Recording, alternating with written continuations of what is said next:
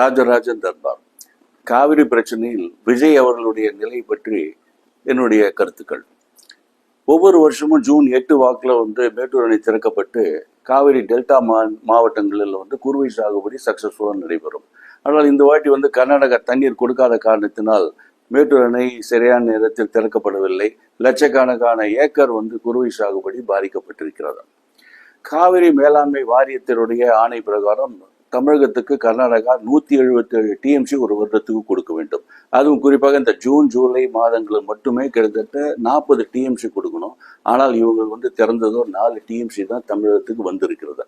இது கால்நடைகளுக்கும் குடிநீரும் கூட இது பத்தாது. அப்படி விவசாயம் கடுமையாக பாதிக்கப்பட்டது. இதற்காக எதிர்கட்சிகள் தமிழக அரசு கர்நாடகாவோட வற்புறுத்த வேண்டும் என்று கூறிக்கொண்டிருந்தார்கள். ஆனால் தமிழக அரசு எதுவும் செய்யவில்லை. இந்த நிலையில் தமிழக அரசின் சார்பாக விஜய் அவர்கள் அங்கு போய் அந்த சீஃப் மினிஸ்டர் சிவகுமார் கூட சந்தித்து பேசுவார் என்று ஒரு செய்தி வந்தது. அது உண்மையிலே நடக்கலா என்பது பற்றி கூட யாரும் சரியாக விளக்கம் அளிக்கவில்லை. ஆனால் காலம் மட்டும் ஒரு வாரம் அதை பற்றி பேசிட்டே இருந்தார்கள்.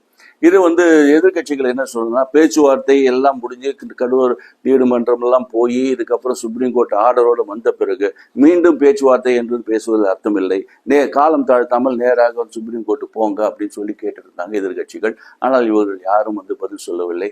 சீஃப் மினிஸ்டர் பதில் சொல்லலை, நீர்வளத்துறை அமைச்சர் பதில் சொல்லலை.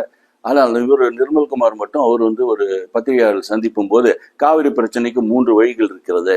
ஒன்று பேச்சுவார்த்தை, இன்னொன்று காவிரி ட்ரிபியூனல், இன்னொன்று சுப்ரீம் கோர்ட் அப்படின்னு ஒரு லெக்சர் ஒன்று எடுத்தார் மக்களுக்கு, பிரஸ்காரங்களுக்கு. இந்த ஆப்ஷன்ஸ்ல ஏதாவது ஒன்று செய்யணுங்கிறதான் எதிர்பார்த்து கொண்டிருந்தார்கள். ஆனால் எதுவும் செய்யாமல் அப்படியே காலம் தாழ்த்தினார்கள். அப்போ கர்நாடகா சீஃப் மினிஸ்டர் அவரே விஜய் அவர்களை வர வேண்டாம் என்று சொல்லிவிட்டார் ஒரு 3 நாள் முன்னாடி. ஸோ இப்போ இவர் நிர்மல்குமார் என்ன சொல்றாரு, சுப்ரீம் கோர்ட்டுக்கு போகிறதுதான் ஒரே வழி, ஆகவே தமிழக அரசு அங்கே கோர்ட்ல வழக்கு பதிவு செய்யும் அப்படின்னு சொன்னார். இதை ஒரு மாசத்துக்கு முன்னாடியே இந்த நிலைப்பாடு எடுத்திருந்தால், இதை தானே எதிர்கட்சிக்காரர்கள் கேட்டுக்கொண்டிருந்தார்கள். ஒரு மாசத்துக்கு முன்னாடி இந்த நடவடிக்கை எடுத்திருந்தால் இந்த நேரத்துக்கு அந்த பயிர்கள்லாம் காக்கப்பட்டிருக்கும் அல்லவா.